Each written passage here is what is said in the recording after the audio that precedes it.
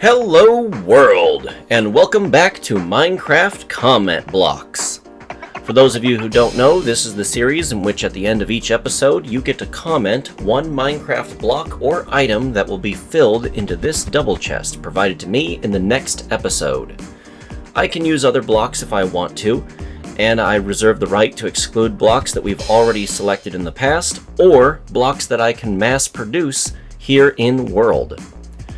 Last time I didn't get to show you that I got a skeleton horse during a thunderstorm. It was wonderful, but I wasn't recording when it happened. I was just kind of cleaning up and preparing for the next episode.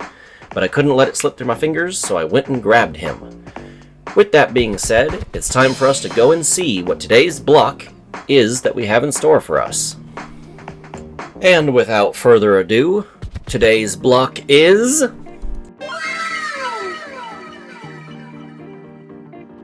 Spruce Saplings. At long last, I have left the hunter-gatherer stage and am into the age of wood. This means that all spruce items are no longer applicable. If you want to suggest an item, it cannot be made of spruce because I can mass produce spruce as of this moment. And I have plenty of spruce trees to do it with. So, let's go ahead and construct me a tree farm and see what I can do with all this wood. And since I have the spruce anyway, I might as well change a little something. Yes, perfect for the episode. Things are not smooth sailing in this episode just yet. I still have access to only wooden items. I'm no longer squeezing for wood out of the bonus chest that the world originally gave me. I now have an infinite supply. But wooden tools kinda suck, and it takes me forever to cut down these giant spruce trees.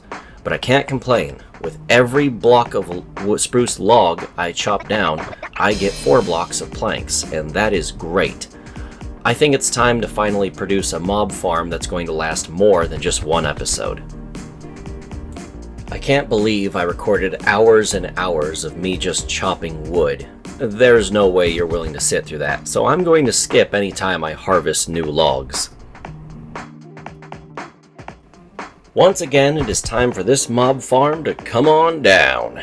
It's made of dirt, and dirt is a precious resource that I cannot mass produce. So I would like it all to be safe in chests or put down in such a way that an enderman can't just run off with it. So a mob farm is not really appropriate. I'm going to clean up all this water and probably save the dirt in chests. I was thinking of any way I could probably save the blocks of ice, but I'm just not seeing it happening. I don't have silk touch, so they're just going to have to go, which is a shame.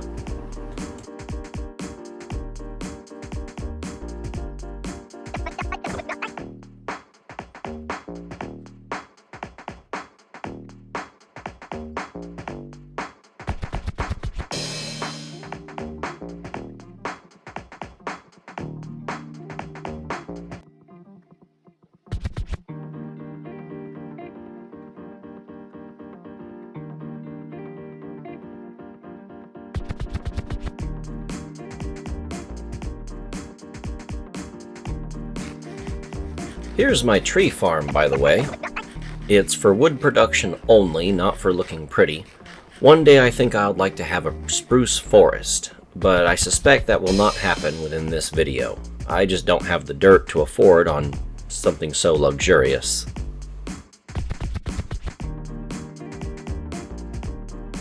I've got chunk borders turned on. That means it's time to build. One of these chunks is a slime chunk, so this mob farm will continue to produce slimes. The reason I'm doing that, although it could risk jamming up the farm, it's important that I continuously produce slime blobs. That way I can negate any slime ball or slime block comments in the comment section. If I produce it, I'm allowed to say no when it's put into the bonus chest. Only one of the chunks is an actual slime chunk. The other 3, I've already tested this, are just normal old spawn chunks, so I should get plenty of mobs from them. I know how to make a mob farm designed in such a way that I think it won't jam up with spiders, so that should also help.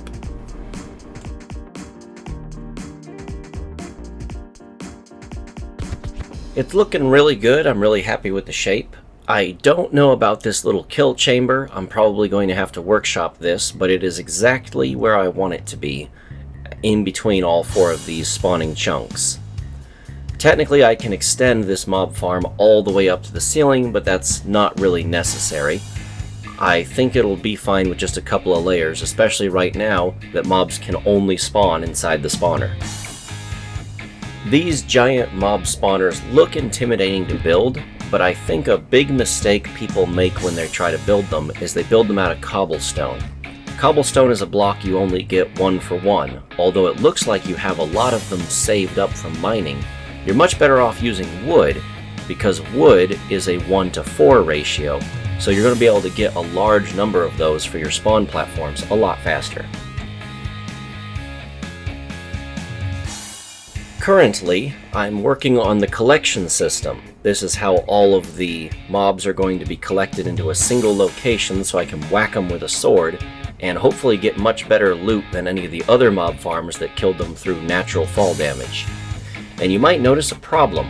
We need water in order to collect the mobs efficiently, but I don't have any ice left. All of it is over there in the form of blue ice, not packed ice and not ice blocks that can become water source blocks. I couldn't in good faith keep them in storage because I had such limited storage space to begin with, and I already had water for all of my purposes such as fishing. So this can mean only one thing. I have to spawn mobs and fight the mobs in order to get iron just to use the mob farm, in which I will no longer have to fight mobs and can get their loot without having to fight them, if that makes any sense.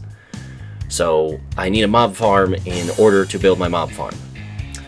Well, let's figure that out. I'm galloping off into the distance on my skeletal unnamed horse. I have a name tag, but I don't have the ability to change the name tag because I don't have an anvil. My goal is to just get far enough away from my base that any of the mobs I'm about to spawn out here don't go and affect me over there. I'm going to build a bunker and try to endure every single night of mobs until I get at least 3 iron. I just need 1 bucket so that I can spill some water. That's all I need. This bunker needs to be able to protect me from everything. From skeletons, from zombies, from creepers, and from the worst of them all, baby zombies, which move much faster and can squeeze through a single block space. I need the ability to reliably damage all of them and reliably keep myself safe while healing. And I need the ability to collect the items somehow, so I'm going to work on that for a bit. And then after it's done, I'm going to build the spawning platform.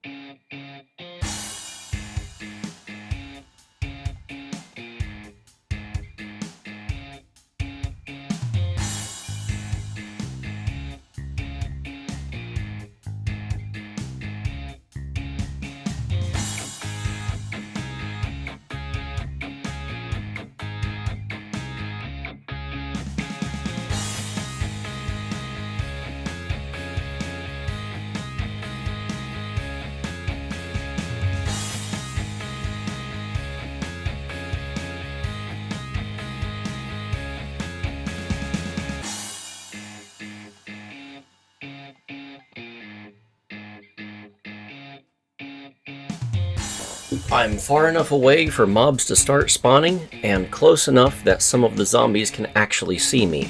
If I hit them with an arrow, they'll all come running. Hopefully this will do a good job of filtering out so I only get zombies. The only thing I'm interested in is iron, so I don't see a reason to attract over creepers and skeletons that could easily mess up my day. I don't have armor after all.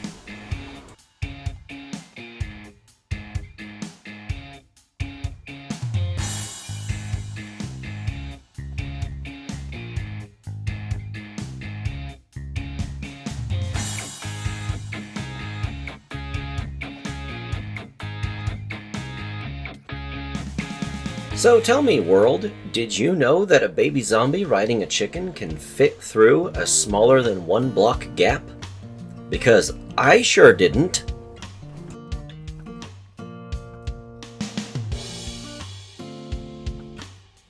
What follows this is days and days and days of grinding. I'm not entirely certain how the zombie loot mechanic works. I think it has something to do with how many hits it takes for you to kill the zombie, what kind of loot it drops, or maybe it doesn't and I'm just making that up and it's just a virtual simulation of my head. But of course this wooden sword can't kill them as fast as a stone sword can, so that means the spawner isn't working at full capacity. Plus, after I kill a few zombies, the spawner has a tendency to clog up with skeletons and spiders and things that are not zombies, and that I don't really want to kill, so every night is less efficient than the night before it. All of that equals a ton of grinding that, don't worry, I'm not going to make you watch. We're going to skip to when I find the first bar of iron. To be honest, I was starting to lose hope. The zombies are dropping plenty of armor, they're dropping plenty of other items, but they're not dropping bars of iron for crafting. I was a little bit afraid that you needed a stone sword to get it to drop. But there it is.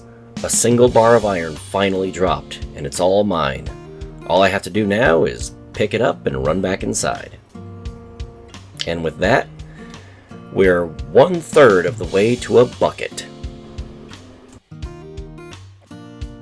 I have no idea how long I spent just continuously farming mobs. They dropped all kinds of fun stuff. Armor, rotten flesh, the occasional odd carrot or potato that I would just go ahead and eat. Even enchanted armor like that pair of leggings right there. But I was just always hoping for iron, and I'll be honest, I was disappointed every time a zombie died and didn't drop one. And of course, occasionally, they would push forward a creeper or a skeleton to try and give me some trouble. They have the risk of actually either damaging me or this structure by detonating. So I was always just hoping for my next iron ingot. But I persevered through it all, and in the end, eventually, a zombie actually did drop a single iron ingot, and I was 2/3 of the way there. By the time I had found the 3rd iron ingot, the slaughter had persisted for multiple real-world days, and I was almost forgetting which direction to run back to my base camp for. But I found the last iron ingot, and as soon as the mobs were cleared out, I grabbed it and ran back home. Everything else here could be abandoned. It was just some wood and materials. It didn't matter after all. I decided to perform the moment of truth here inside the bunker that had worked so hard to produce this wondrous moment. The crafting of a single bucket.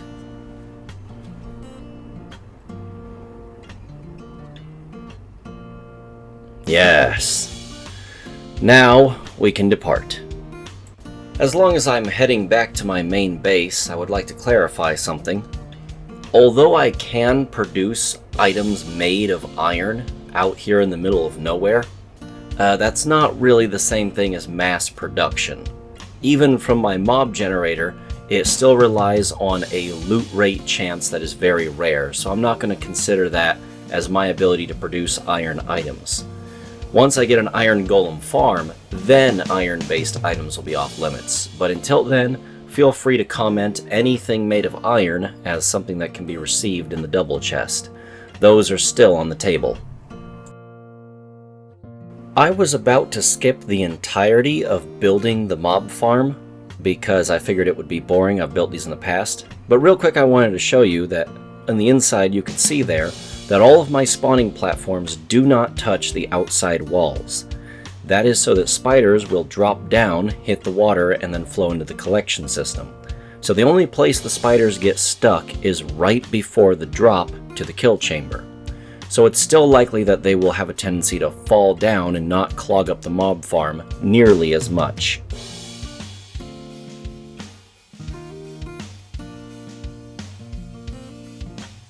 You may notice the word "stay back" on the mob farm.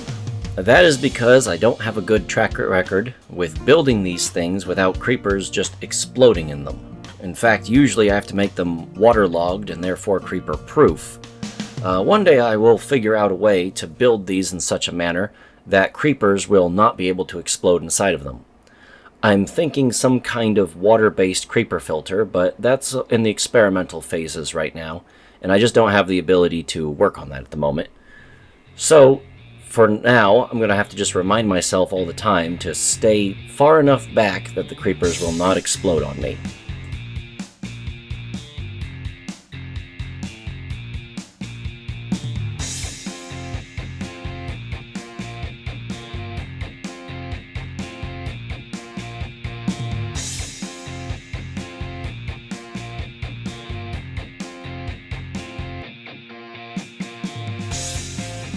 See, the problem here is that every single sign that you can put in the universe is multiplied by a factor of your own idiocy, so that can sometimes render them completely ineffective. And of course, this thing is producing baby zombies. So, I'm gonna have fun with that, and then I'll be back. All fixed. I can now confirm that my troubles I was having out in the bunker was a matter of quantity, not quality. I just couldn't kill enough zombies for it to matter fast enough for me to actually find an iron ingot within a single night.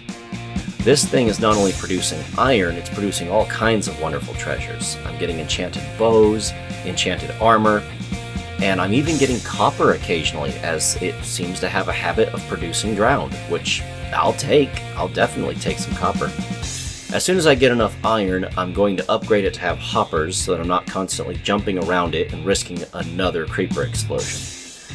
But for now, I would say that this is a successful little project, and today's episode is going to have to be over.